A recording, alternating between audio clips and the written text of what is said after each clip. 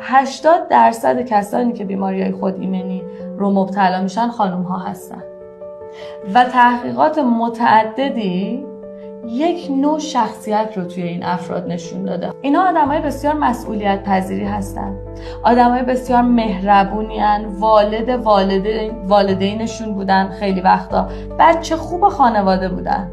یعنی از اون آدمایی هن که همش دست به عصا را میرن که همه حالشون خوب باشه، فکر بقیه هن. اینها نشون داده شده که خیلی وقتا خشمشون رو فرو میخورن، خشمشون رو سرکوب میکنن، احساس گناه و شرم زیادی دارن. یعنی حتی وقتی بقیه بهشون بدی میکنن خودشون رو مقصر میدونن. خب پس خشمی رو که قرار بوده به بقیه داشته باشم برای اینکه وارد مرزهای من شدن، معطوف میکنم به خودم، برمیگردم سمت خودم، تو خوب نیستی. خب پس چیکار دارم میکنم؟ سلف اتک.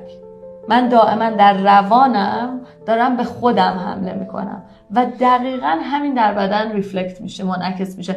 بدنم شروع میکنه حمله به خودش، سیستم ایمنی هم شروع میکنه حمله به سلولهای خود بدن و بیماری خود ایمنی شکل میگیره.